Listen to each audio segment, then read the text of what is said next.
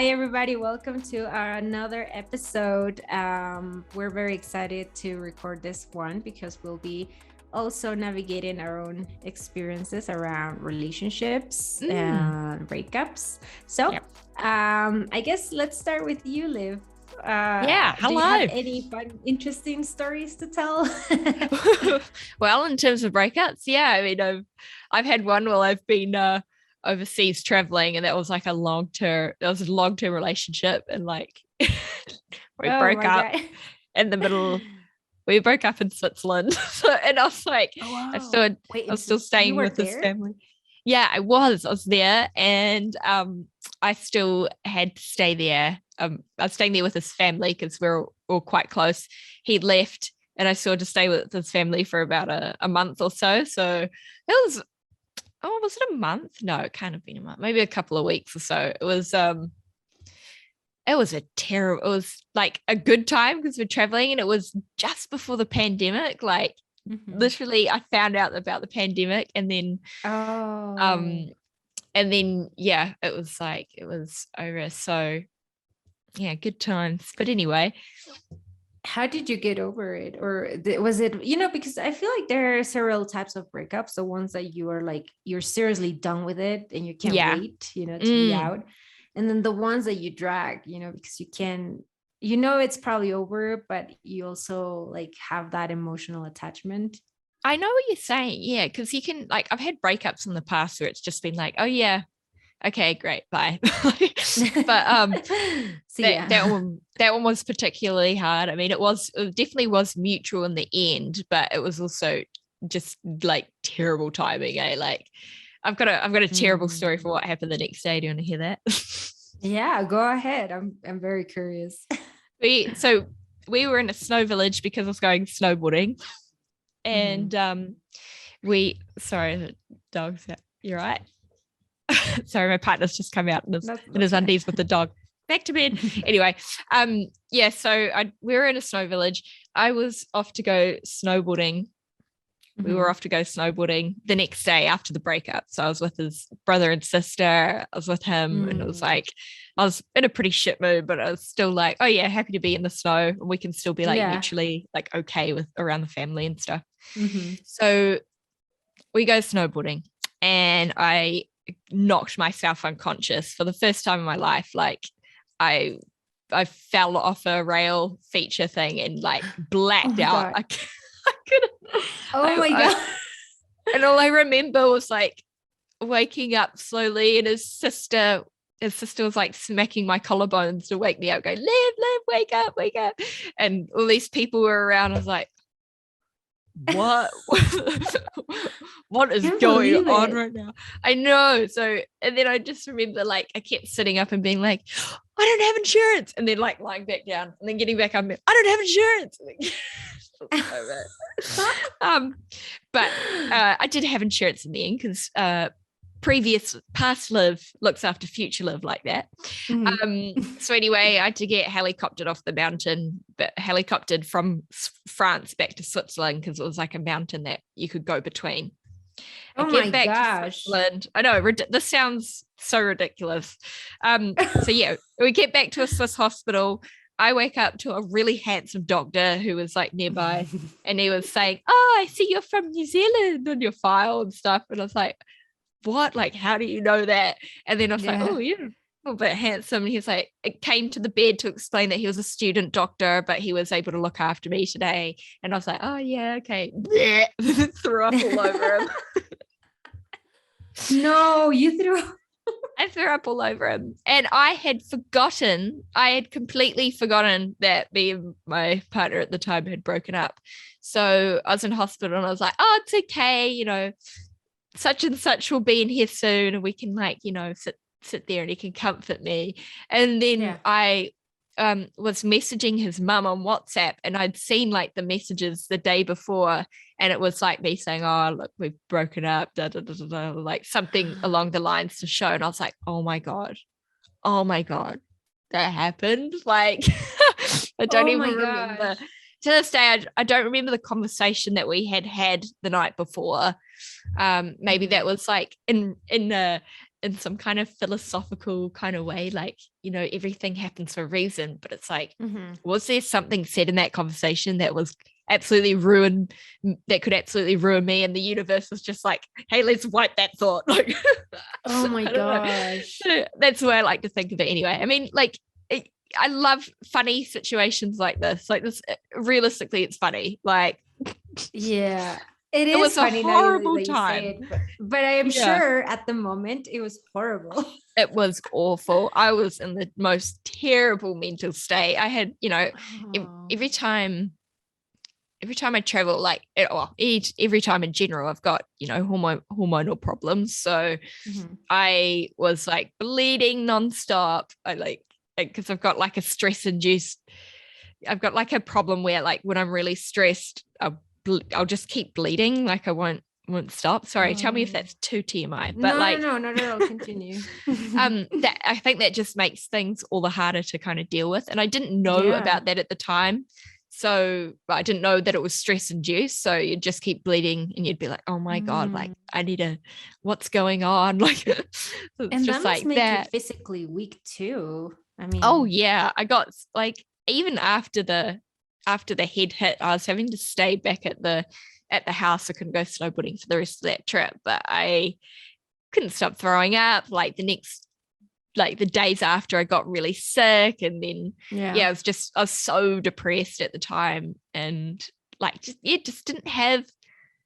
I don't know what I was doing. Like, you were, oh, poor thing. Oh my gosh. And when this is all happening, like, is your family close around you, somewhere close to you, or like, are you they were? alone? I wasn't alone, because his family was all still there, and like, we were very close. So I was very grateful to have them around, and I was still grateful to kind of have him around as well, to kind of, you know, go through that and get over it. I mean, it wasn't like it was a breakup at the time where it was like, oh, we're not talking. Like, you know, it plus was, this would be an exception, like a big exception to make. Oh yeah, exactly. You know? And I'll never forget, I'll stop talking to you, but later, yeah, you know, yeah, exactly. I mean, we did eventually do that, but it was like, you can't avoid being on a family holiday, and which can be hard. But also at the time, with the head injury and stuff, I was like, oh, I kind of needed that support still in some ways. So yeah, I was very lucky. But I'll never forget, I'd just gotten back from the hospital, and on the news, because I was still learning French at the time, all I heard was like, you know, pandemic, people getting sick, it's like coming to Europe type of thing. And that was the day that I think I'd first heard about COVID as well. So there was just like, there's so much going on. And then, like, his family, his dad was living in Asia at the time, was like, oh, it's, you know, probably a good idea to get home. I still had the rest of the trip to go. I needed to go see my auntie in England, and then I flew home, and then everything shut down, you know. So it was a horrible time to process a breakup. And then of course you had to go into confinement or or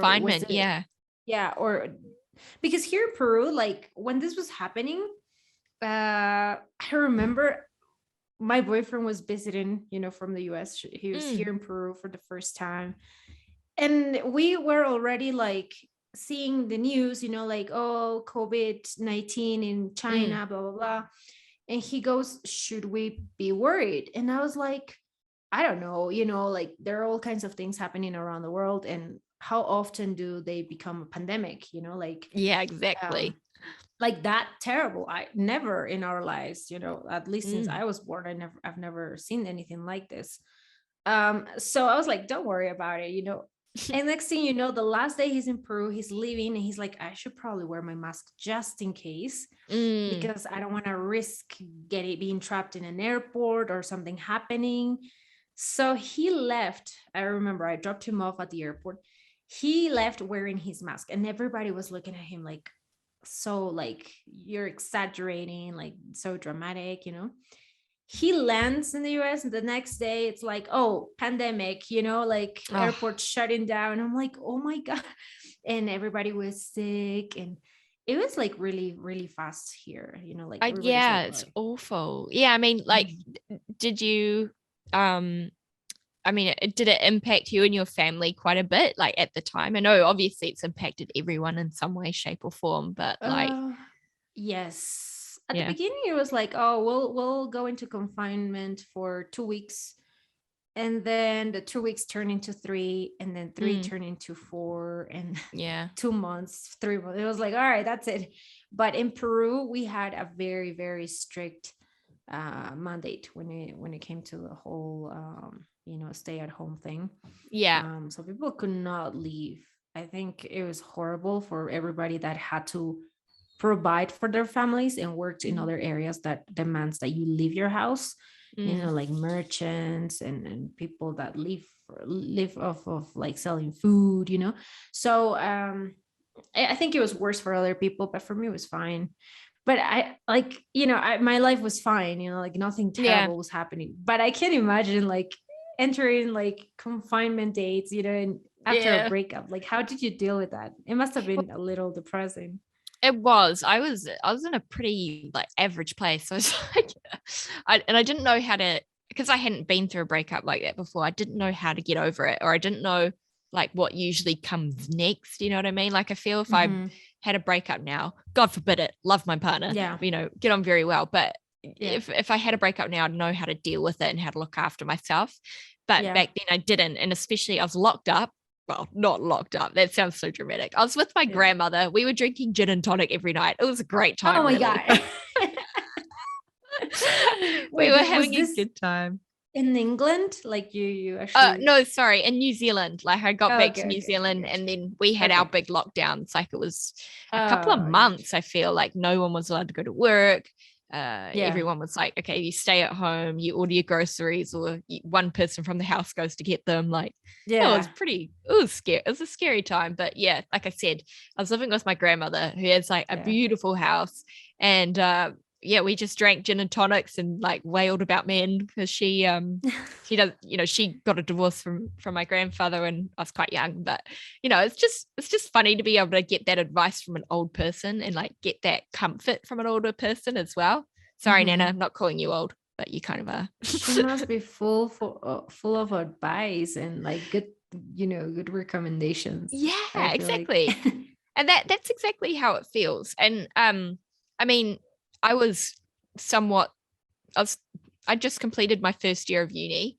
So it was quite it was a weird time because him and his family were quite involved in like not forcing me, but encouraging me to go to university and get the degree I did, So had I not met them, I don't know if I would have gone to do that degree. So I think it was kind of the remainder of that year doing my degree. It was like, oh my God, I felt sometimes like, why am I doing this? Why did I just listen to someone and do something for them? And then I was like, wait, what? No, Liv, what are you saying? Like, I love my degree. I'm really happy that I did it and all of that. But yeah, having that constant reminder that like, someone else's someone else encouraged you to go do this. It's like, oh, they're not in my life anymore. Should I be like even taking on that kind of influence? Like, right. Ugh. Anyway, but yeah, how about yourself, I know what you though? mean, yeah. Because you said you yourself were in the middle of uni at a similar time when you had a breakup. Am I right? Yes. So I was sort of taking a break actually, like from school. I was at a place where I was like, I'm gonna take a break. School was really hard for me in general. Not because I couldn't study or anything. It's just that I think I got too ambitious. I wanted to do finance, but then I wanted to do another degree as well, because just in case, finance is too specific. So I was like, I'll do maybe like some type of business management thing, like you can never go wrong with any of those, Yeah. And I was like, at the time, I'll do this and go into this, like, and once I did it, it was like, oh my God, the workload was horrible, and I think I'm starting to realize that I have that pattern that I can like commit a lot to things that I care about. But then, when the workload actually comes to you, it's like, oh, holy cow, I probably have to organize myself. Yeah. So, and my therapist actually helped me see that when I was right around that time when I was going to talk to my school counselor. And so, you know, at the time I wanted to take a break. So I was like, all right, I'll take a break. And I actually came here to Peru. I stayed here for a little bit with my family and everything. And I don't know, I started dating and I wasn't looking for anything serious. And it was sort of like a serendipity kind of thing that you're not looking for anything serious and then it ends up happening. Yeah. But I was just sorry, I hope you don't mind me cutting you off there, but I wanted to touch on that because do you find that the easiest way to get over a relationship is sometimes to just go out and expose yourself? No, not that, but I mean like going out and you got to go through that phase, you know. And I tried. I went through that phase. I went through that phase. Yes, Gaby. But honestly, yes. Sometimes you just gotta put yourself out there because that's what happened to me. So I started dating, and then it ended up not horribly wrong, but I think we were just two different people, and he had different like ideas and beliefs, and I was like just my usual self. Like my mom says, you know, you're just like a social butterfly. You're like I don't know, I just like to see things very lightly, maybe. Like I don't take things too seriously. I don't take myself too seriously. At the time I was just like very how can I say, like a very free spirited person, you know, like I don't like to take myself or things too seriously. Sometimes things change, you know, opinions change, everything. So I don't know, this person was, I think, going through his own, you know, problems as well, career wise and everything. And I noticed that we were just at two different places. And so when we broke up, I was like, you know what, let's just do this. I don't want to continue like chasing something that's not gonna probably happen or get fixed or solved, you know. And I thought I was gonna take it very lightly. At the time I was like, you know, I'll get over it. But actually once it happens, it's really hard, you know, because you get so used to the person. And that's when I learned the word emotional attachment. You know, sometimes you're not really in love, but you get used to the presence of this person, and you know, them being with you, like maybe not every day but every other day, or you call them to rely on them for like advice or whatever. So I was started going through that phase of emotional attachment issues, and I was like, oh my god, what is happening to me? Like I actually don't want to be with this person. But I also miss him a lot and also miss those happy moments. So I think that's when you are tempted to go after that person, you know, and actually look for them. And so I really had to fight hard to avoid that. And I remember, again, I got too ambitious. I was like, I'm going to get over him. And I actually set a goal as if it was like, I'm going to run a marathon. Hey, well, that's and I was nice. like, how can I be so like, this is so type A personality and I'm so not like that. But I was so determined to be like, I'm going to be over this person. So first of all, I remember I signed up for this class that was like a meditation class. Nice. And it was like it was sort of like a class, but for a study that my school was doing. Right. And this lady had flown from India to do this like research and actually do the classes. Wow. So it was really cool because she was like very, like she had innate talent, you know, like, and we had to do like that type of meditation where you actually what do you call, like you actually make sounds, like you actually, what do you call, like mumble, maybe not mumble. Oh, like hum, that kind of thing. Like yeah. And it was like it was at the beginning, it was really weird for me because I had never been vocal while meditating. And it would turn like into a very intense class where I was like, holy cow, it was like a workout, you know. So I had to do that every single day. And once you sign up for the research, you're sort of committing to it. So I had to go, you know. Then I was like, I'm going to join another club at school. And I started doing like, activities for this group that was like UNICEF at my school.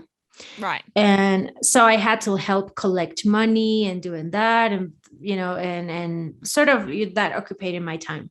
Then I was like, I'm gonna actually study and pass these classes and not be like, oh, you know what, I failed because I had a breakup. I didn't want to be that girl. And I was like, so I started studying too, and I sort of enrolled myself in so many things that, and I said yes to every invitation to go out and have dinner, and that I was like so busy. And I remember, I perhaps overdid it, but I remember it was like the end of the year, and I was like, I didn't even remember the last time I had thought about this person. And and my friends were like, that's like the weirdest approach to getting over a breakup, because usually you go through the like mourning phase, you cry. Yeah. And I You're did that. grieving. Yeah, I did that for like a whole month, but then I was like, I don't know what it was, honestly. I was very cavalier about it, I think. It's awesome though. But like what you were saying before about being emotionally attached instead of, and like mistaking that for like being in love with that person. And Yeah. I think that, that's something I'll definitely take away from this conversation, because it's a thing that I haven't thought about before. The fact that, okay, you can be in a relationship and at some point this person could become like someone you depend on, but in a different way, like just emotionally. And I think there's nothing wrong with being emotionally dependent on a partner. I mean, that's what you're there for, right? Like you both have someone to go to when you're sad or whatever. But I think, now I'm like worried that I am not going to think about that, or haven't thought about that in the past enough. Like, oh, are you actually in love with this person, or are you just like doing this because it's comfortable, Yeah. So yeah, it's an interesting realization, and like going to keep yourself so occupied afterwards. Don't get me wrong, I thought about that too, with my current relationship. Not that I don't love him, I obviously love my boyfriend, but at some point, whenever you're going through your lows, you start arguing, you start fighting. And it crosses, like breaking up crosses your mind. Like, I don't know if you've been there yet. We've been together for like, I think 5-6 years now. Oh, wow. It's not that long, because my sister has been in a relationship for like, I think 10 plus years. And then she's like, oh, no big deal. So for me, it's like, all right. So we're already used to each other. We already know our personalities, what makes us tick, what makes us angry, irrationally angry, like sometimes he says. And sometimes when you argue and you go through those hard moments, and breaking up crosses your mind, or at least taking a moment, like a time, a time off, that's when you wonder, right? Would I still want to be with this person, even though I don't like him very much lately? Or am I just because, reality checks, right? Because I think that there is a difference between just sticking with a person because that's comfortable and you feel lonely, or you feel like you need somebody, but when you're together, you're not exactly happy either, like, you're just at a comfort level, wondering. Somebody told me this once: if you're with your significant other, but you're like wondering every now and then what life would be like with another guy or something, then you're probably just something's like not being met, by your relationship. And I think that helps me sort of find the difference, because I'm not there, like I don't hope I met somebody else, or I imagine my life with somebody else, or something like that. I still pretty much think we have a good thing. But it's true what you say about emotional attachment, because it's easy to confuse it, like, am I in love or am I emotionally attached? Am I relying on this person, or I think that's why it's always good to also like every now and then stay apart, like physically apart. Like for me right now, I'm in Peru. And I thought it was going to be the hardest thing, when I left, because I was like, I want to take a break. and he was like, yeah, let's do it. I'll work, you'll work, let's do what we have to do. And honestly, it's actually refreshing. And some people might say, oh, you guys, are you doing the long distance thing? And yeah, I won't say it's easy, but it's also refreshing every time we see each other and we talk. It's actually, it makes you appreciate yourselves a little bit better. Totally. It's you're so right. And having a distance relationship, like for the first 2 years of the breakup I just spoke about, it was distance. And like you say, everyone, there's a stigma around having a distance relationship. It's almost like people want to dismiss of it being a relationship. It's like, oh, they're distance, like, oh, they're not seeing each other and they're going to fizz out at some point. And it's really funny because it was actually when I was living in the same city that we were living in the same city for a year, and then we broke up, so it's like, you're right, that distance does something for you both, because you're both doing exactly what you want at the time, minus being apart from each other, well, doing work, saving money, doing the things you want to do. And then it's like, when you come back together, when you have that time together, it's like, oh my God, I remember why I love this person so much. Like, I miss him so much. And it's almost like falling in love, not all over again, but it's like every time it's just, you get that hit of endorphins that were like, oh, we didn't see that person for ages. Now we're seeing them. Like, you know what I mean? Yeah, it's true. Absolutely. And, I think also, like, it makes you want to focus, or it makes you want to work a little bit better on communicating, talking about your needs, being empathetic, because sometimes when you're like there seeing each other all the time, like, it becomes a routine, right? And nothing wrong with that. But like, sometimes while you start working on that routine, you start ignoring certain things, right? Or normalizing certain things, or accepting certain things. And thank God I have a really good boyfriend. I have never had issues with any other things like, domestic violence, or, like verbal abuse or anything like that. But I feel like because I've had friends who've been very open, and thank God they're out of those relationships. But they've told me, like, you start normalizing things, like when you start arguing, for example, he'll start like knocking on things or hitting things, and you like start accepting that because it's part of the routine. It's part of like us being together, living together. This is supposed to look like when you cohabitate, for example. And I'm like, and they were right, when you actually keep that balance, give yourself that space, it kind of makes you see, right? Makes you sort of see your life from the outside. Right, and be like, is this good, is this what I like, right? So in a way, I think the long distance helps a lot with that, because you find yourself again, I guess. Not that you lose yourself, but you just start spending more time with yourself. I know what you mean. It's like you have to develop this relationship with yourself to not fill the void as such, but like make yourself sort of have some time in between not having that person around and then having that person around. So yeah, I know what you mean. Yeah, but I'm happy that to hear that you are now doing much better. It's so, I mean, you could say the same, right? Like, you have when you have your, oh my God, no, I had to kiss many frogs before finding a really good boy. And I thought, again, he came into the picture when I wasn't looking. I seriously wasn't looking. And it's always I was just the case. Dating. Sorry, my dad's just come in to lie down. And Dad, we're talking about relationships and breakups today. So would you like to no? Would you mind you'd be able to go lie in bed next to Jess, maybe? Sorry, Dad. Or provide advice. Yeah. Love you, really.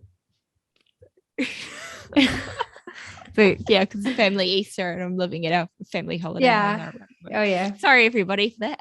No. But yeah, you don't want to talk about relationships with your dad around. I feel in front of your dad. Is it bad that I feel bad? Like, don't like talking about that in front of my dad. Anyway, no, I didn't feel comfortable for a while, and then I started like sharing my things with my mom, and that was like a huge step for me. Like, I used to keep things to myself a lot. So talking about that, because like I'm similar. But did you come from a religious background, or can I ask that? You don't have to answer that. No, you can't. Yes. So I grew up in a very Catholic family. I went to school, kindergarten. I mean, ever since I went to school, all the schools I went to were like this, like private, all girls Catholic schools. And except for the last one, because I sort of got kicked out of my previous one. So how did you get kicked out? I didn't get kicked out. I left, but it was because I was like, so all my friends were like, I guess like a clique in high school.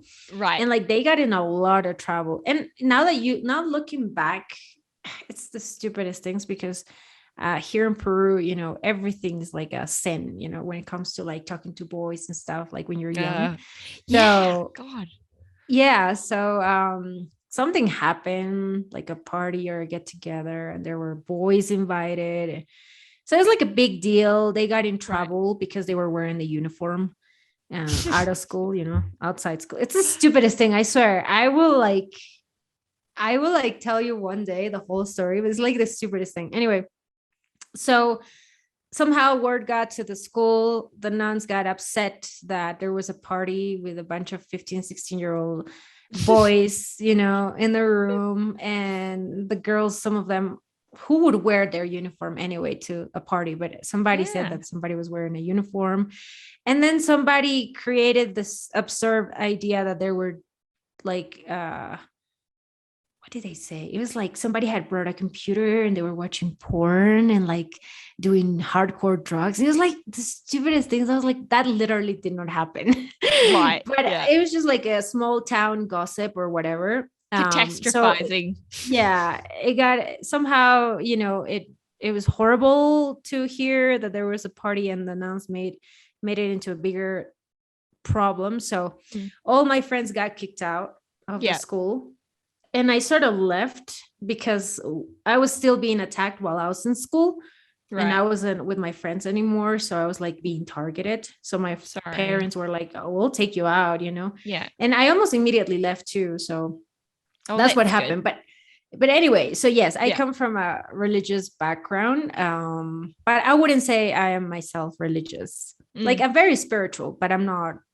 I respect them, of course, but like I observe dates like Easter or Christmas, but I wouldn't say I'm like very religious or I go to church, Yeah. I'm exactly the same. Well, my dad's definitely not religious, but my mum growing up and my mum's mum, who looked after me a lot as well, very, very Christian. And that kind of changes your perception on like relationships and things, I think, growing up and hearing like how they're meant to be or what you're meant to be with and stuff like that. Like I definitely throughout my teenagehood, I was always very confused as to like, I was in such a masculine sport and I was like at the time questioning my own sexuality and things like that.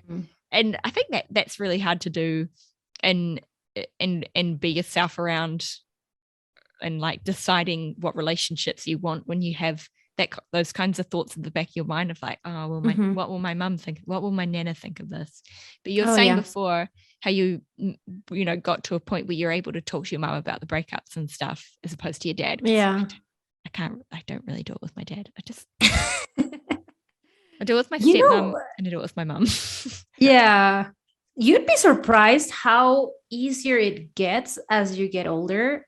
Because when I was in my early 20s, I would not talk about these things. Like I would be carrying my own funeral inside and like not talk about. And that's one of the reasons I experienced depression during college, because I would not share my emotions. I always acted tough, like it wasn't affecting me. Or, I just would not talk about things at all at home. I think my sister was the only one that saw me perhaps go through like an emotional breakdown one time, but that was it, Yeah. But then with this guy, or maybe I'm wondering if maybe it's him, that I trust him, that I could talk about him with my mom, that, when I met him, it was like, should I even like tell my family we're dating, and I didn't tell them for a few months. Right. And then my mom started noticing that I was like talking to somebody, being on the phone, texting, and she's like, all right, is there anybody, and I normally would say, my younger self would say, just friends. But then I actually started telling her about him, and then I felt comfortable telling her about, if we were like maybe arguing about something. But I'm still not transparent, and I think you don't have to be. I've learned also that you don't owe anybody like all your secrets. um you know Sometimes with families, I come from a Hispanic family. Latin families are Latino families are very open. You sometimes too open. Sometimes parents can feel entitled to your own life, to decide over you, or at least have an opinion. And I grew up with that. And I think living in the US taught me that, not everything has to be shared. You don't owe anybody your secrets. That's something that I told myself a long time ago. And I only share what I'm comfortable about with, sharing. And even to my boyfriend, like I'll tell him things, but not everything. And if I feel like something is keeping me sad, or if I'm keeping something to myself that perhaps is affecting me, that's when I know that maybe this is something I should talk about with somebody, or at least my therapist or somebody. But yeah, now I'm much comfortable telling my mom my things. That's nice. Yeah. So it's a long step though. If you are one of those that don't like to share much, or you're very not secretive, but you're very private with your things, it's a long road. Yeah, no, Especially I get because that. you don't want to be judged. Yeah, no, I mean, like I talk to my my grandmothers about them sometimes. Like they're like, if you ever have like concerns and stuff. To be fair, I haven't really had a lot that I've been concerned about with Robbie, but like just getting other people's perspectives. And I think that's a key word here. There's opinion and there's perspective, Yeah. And I think I appreciate perspective, and I appreciate like life advice from an outsider kind of point of view, said with love. And then there's opinion. And I've noticed like my grandmother, or both my grandmothers actually offer both those things. It's like, oh, here's what I think. But like if I was to be someone else, an outsider looking in on this is what I'd think, I think that's powerful in itself too, because that can change the way you look at the relationship. It changes the way you think about it. Like, oh yeah, of course. I will say also, like if anybody in general, right, is dating the wrong person, that's when I think perception matters a lot, because you romanticize that person so much, you love him or her so much that you overlook certain things. And when your family, for example, tells you, hey, maybe have you noticed he or she does this, or your friends, I think it's always good to have that perspective, right? So I always told I have this one friend who was in an abusive relationship, and I told her, if it was only one person telling you I don't like him, then perhaps you have a reason to doubt that person, or think maybe she has something against your boyfriend or whatever. But if you have multiple family members telling you, or multiple friends at least telling you, coming from different sources, people that probably don't talk to each other or have no reason to like complot against you, create a whole thing, maybe you should listen to those opinions, because there must be a truth behind them, so definitely. Yes, in some cases it helps, definitely. You, in a way, you want to keep your family informed, at least if you feel that something's wrong or something's bothering you. But if you feel happy and you obviously know that everything's good with your relationship, then I think it's not a big deal. And when you're happy, you're always sharing your happy moments, and people can tell, when you're happy. Yeah, definitely. People can tell. Yeah. But right. But I'm happy, that you're in a better place. Yeah, and me too. Very happy for you too. Thank you. It's funny to say that long distance thing. Yeah. Funny. We've got this long distance friendship. We've got the long distance relationship. I mean, I did know. long distance over the summer with my partner. It was I I'm not going to say it was difficult, but it was like definitely at times I was like, oh, I wish you're like right next to me right now, because we're so used to living with each other. Like last year we lived in our house together and it was the best. I mean, we had flatmates too, but it was like, you know, you could do the washing together. There was someone to help you cook. There's like, you know, and then going from like not having them for the summer, it's like, no. Did things change when you guys started living? Like, you know, from the beginning, obviously you started dating and everything, but like when you started living together, did things change in your relationship? Did you feel like sorry, 2 seconds. My decided to oh shit. Can you still hear me? Yeah, I hear you. Okay.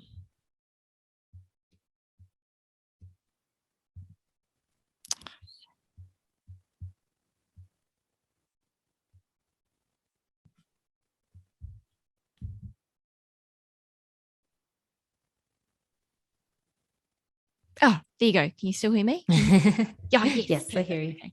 Cool. Sorry about that. I hear you. Yeah. That's okay. They died. We've had so many interruptions today. So sorry. Not at all. I have many when I teach, when I record. I haven't been doing my own podcast, but when I was recording, oh my God, I had so many interruptions that I was like, that's it. I quit. Yeah. Unless I have a studio, I won't do this. Yeah. I hear you. Sorry. I don't even know what I was asking you. Yeah, it was about if things changed when you started living with your boyfriend. I mean, we both got very comfortable at having each other around, and I think you can get into that mode of like taking that person for granted. So that's why I kind of admire like the relationship you have in terms of the distance, because it is that kind of thing where you don't see each other for a while and then you see each other again. It's like, oh wow, I really love you.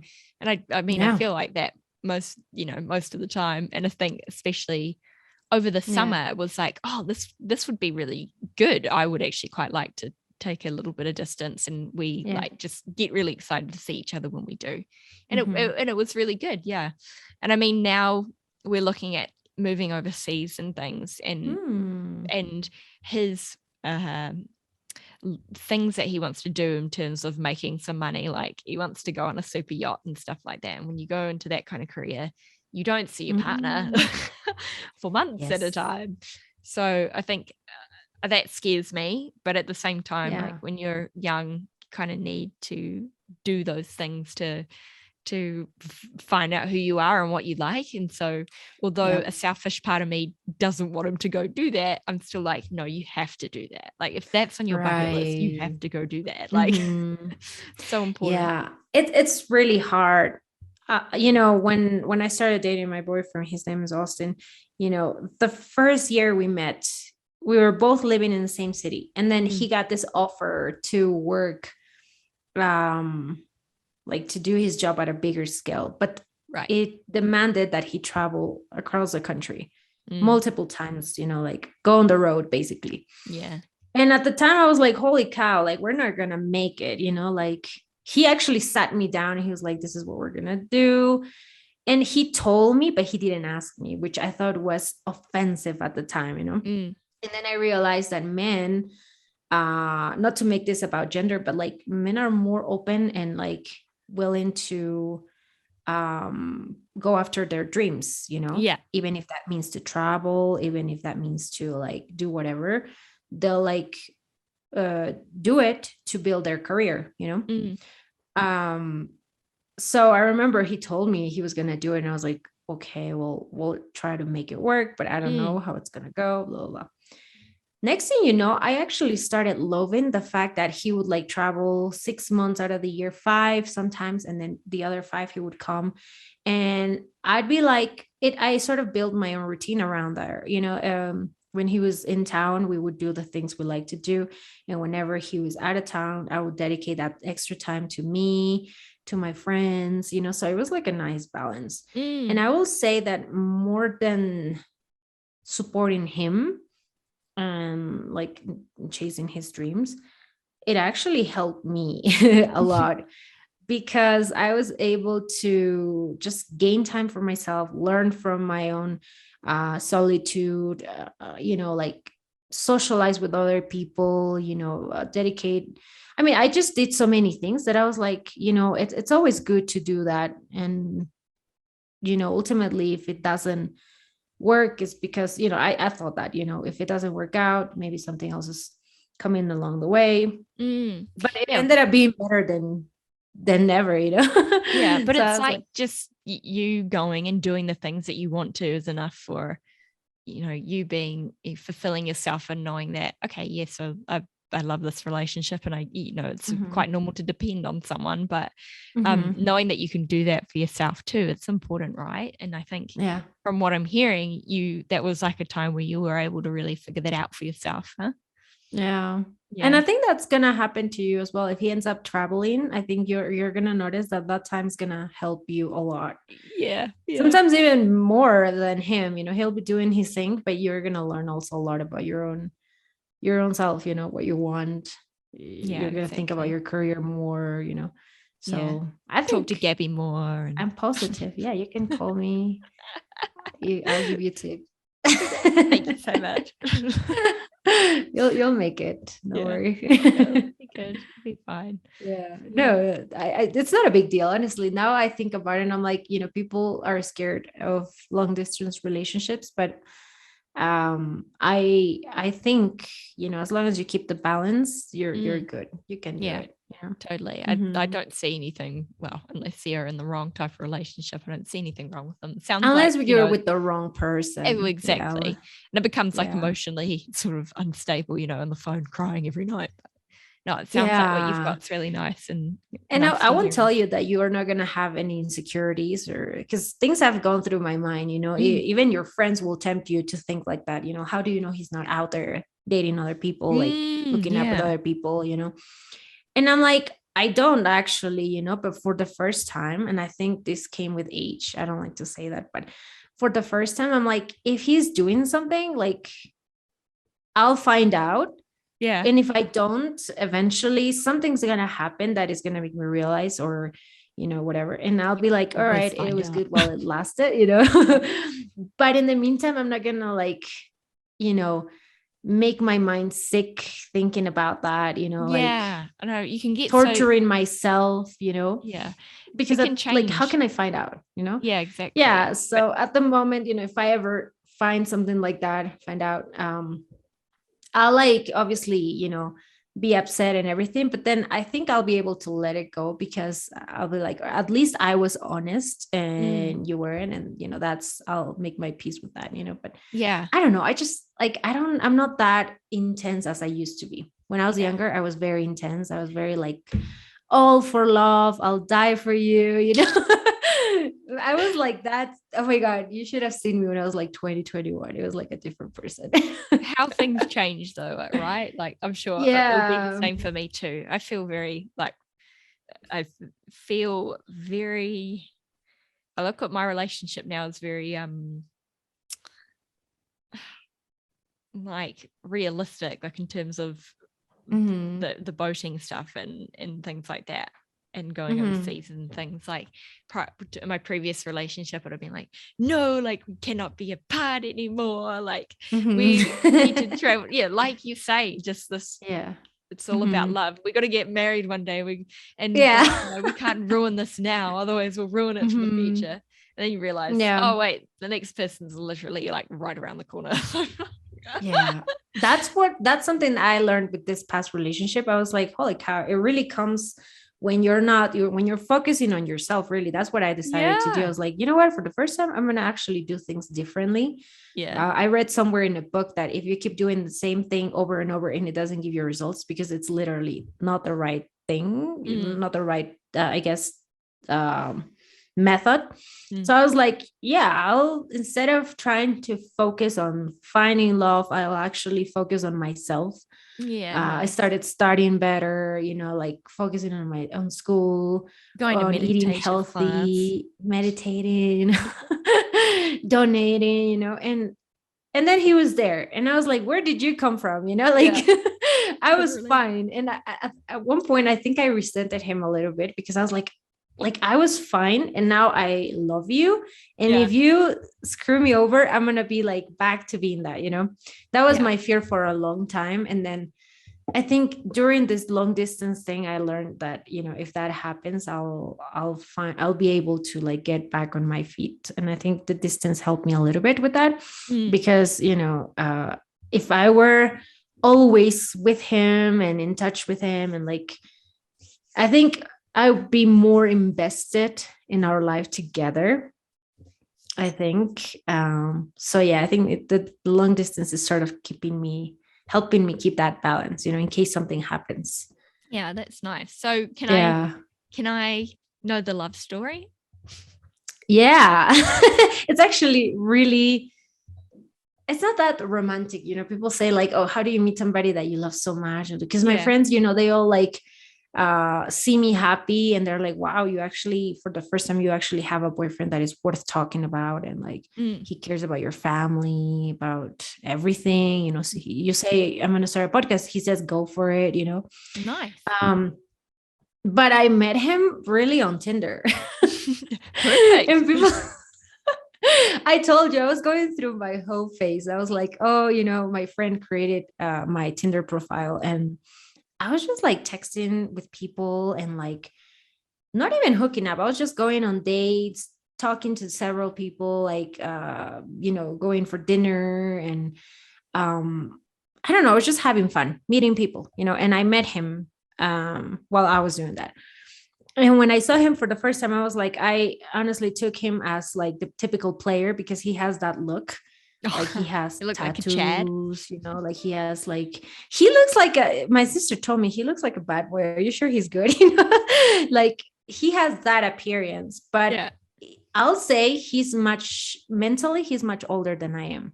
Oh, that's interesting. Yeah, he's not our age.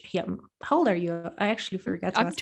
I'm 22. I keep saying, I think I said 21 earlier, but I've just turned 22. So I'm 22. All right.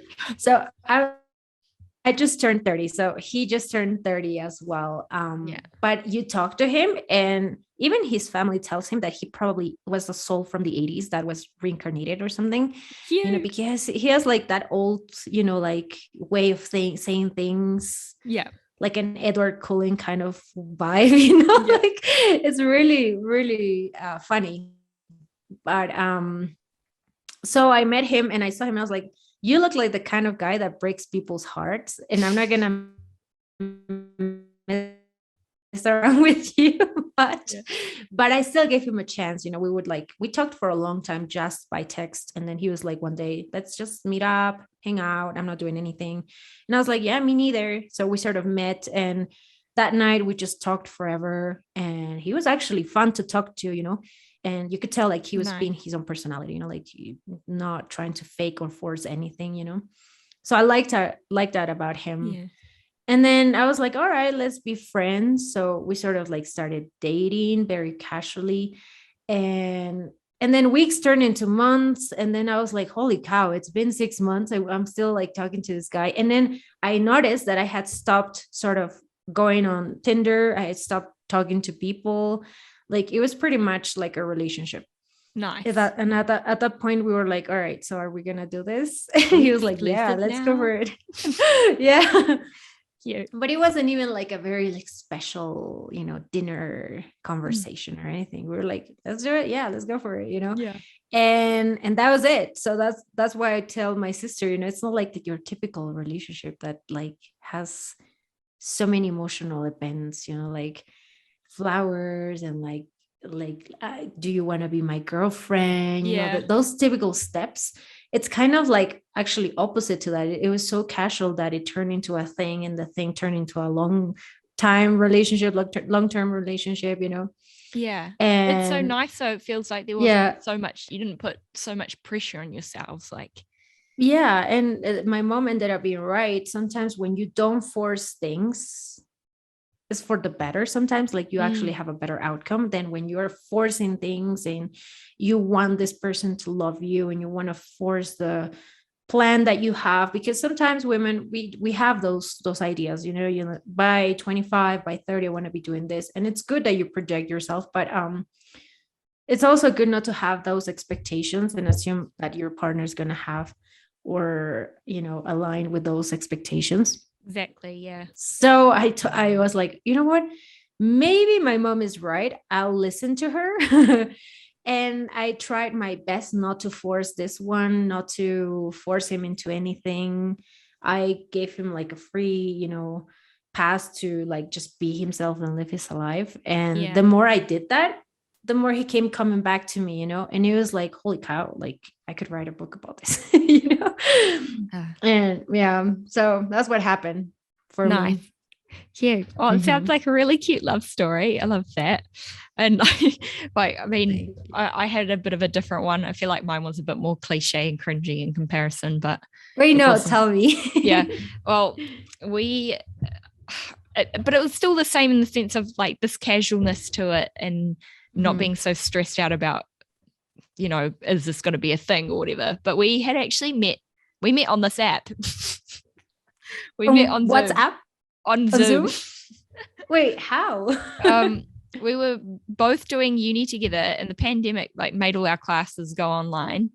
So, and he was studying from another part of the country, and I had moved back home to Auckland and stay with my nana, obviously during the pandemic time. And I saw him one day and he caught my eye and I was like, oh my God, he's so handsome. So I went and stalked him on Facebook during the class we had, and I found him and I added him on Facebook.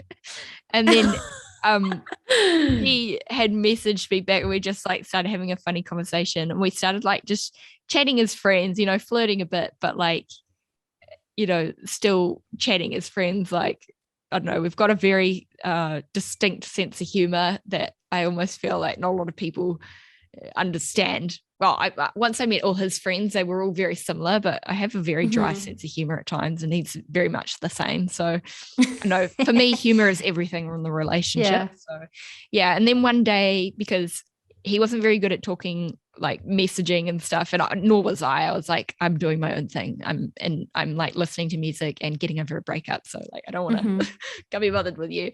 But one day I was like, because we're both studying journalism, we both love writing. I said, oh, what's your address? He said, why are you coming? Like, you gonna come murder me? Like, I was like, no, I'm gonna send you a letter in the mail. So he was like, oh okay. So he gave me, so he gave me his address and I sent him a letter, not like a love letter or anything. They were just like what I'm doing in the pandemic. It was very much like a pen pal sort of relationship for about 3 or 4 months. And so we sent letters to and fro, maybe like 7 or 8 letters exchanged. Yeah. And then he came up to my city and we met. And I was preparing for a catfish. I was like, oh yeah, this is probably gonna end really badly. But like terribly. I'm gonna end up in the news. Yeah. And no, it was everything.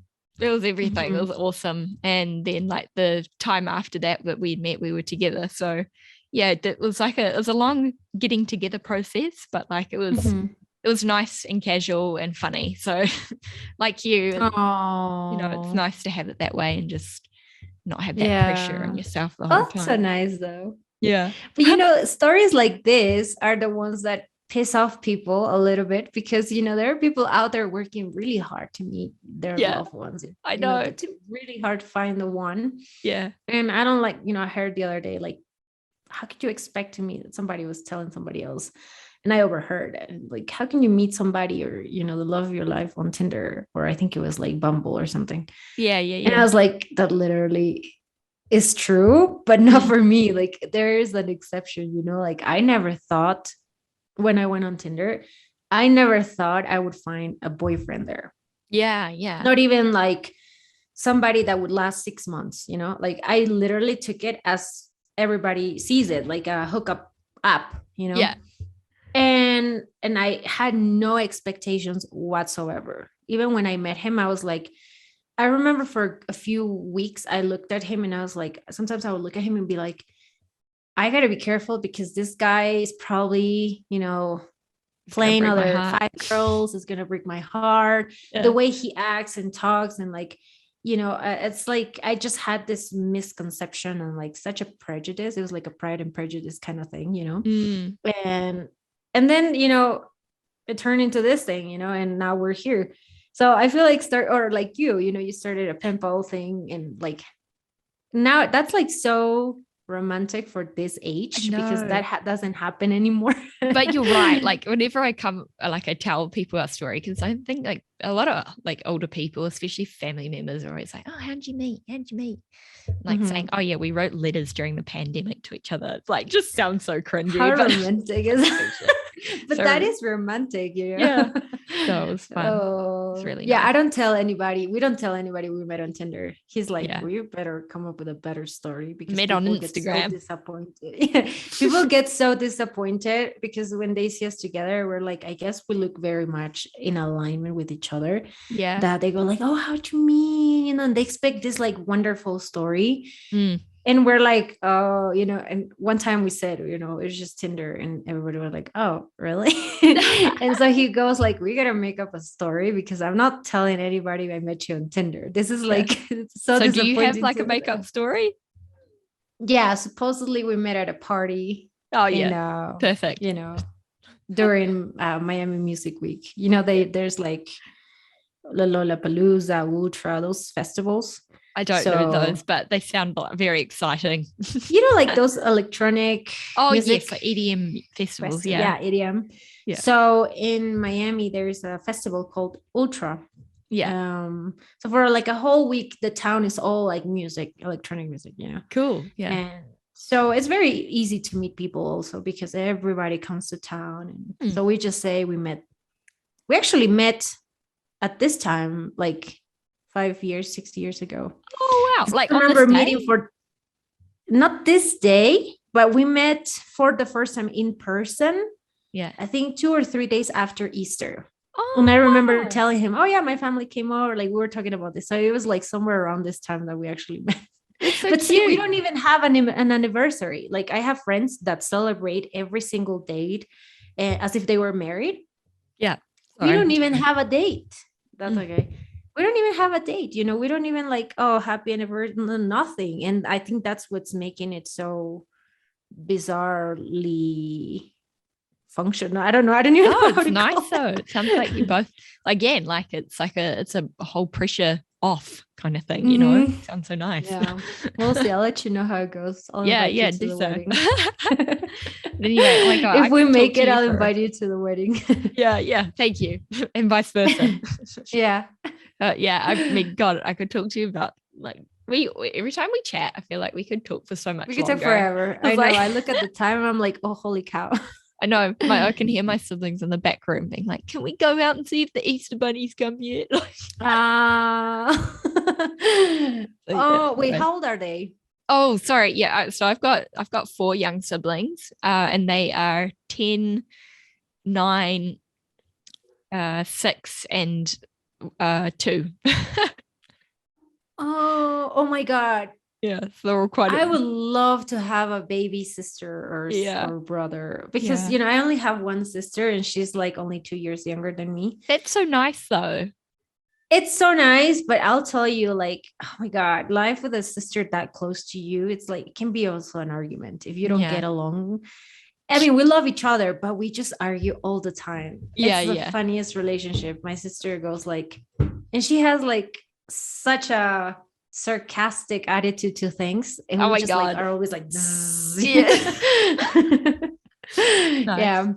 But I would love to have like a baby brother, like somebody small, that I can like nurture. Yeah, totally. No, it is nice watching her grow. Like I've made her some clothes for her birthday, because her birthday is like 6 days before mine, so it was nice to see her and things that I've made, and like be able to dress up this little doll that isn't like not mine. I don't have to deal with the crying and I was gonna say that. Do people wonder if maybe she's your daughter? Oh, like, definitely, because my mum had me younger than the age I was when my sister was born. So there's a closer age gap between me and my mum than there is between me and my sister, which is but weird. Crazy. Weird concept.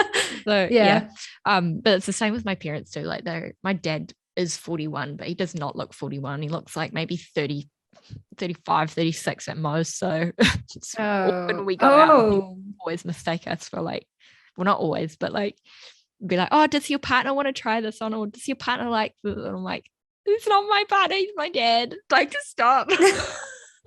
That's uncomfortable. So uncomfortable. But anyway, so yeah, hence I've got a problem talking about relationships with my dad. But yeah. Oh, that's good though, to have them that close to you in age. Yeah, not that exactly. close, but you know what I'm saying. Yeah, of course. Thanks for listening to today's podcast or watching it. The audio version is available on Spotify or all other major podcast streaming platforms. And if you want to watch the video version of today's podcast, it is up on our YouTube on Anxiety Hacks. Mm-hmm. We can promise there won't be any interruptions. Yeah, I'll do that. I'll work on some cutting today. Things very casual, as you can see. Yeah, no, it's nice. Well, have a nice rest of your day, Gabby, and I'll catch you on the flip side. Happy Easter. Enjoy your Easter. Yeah, happy Easter to you too.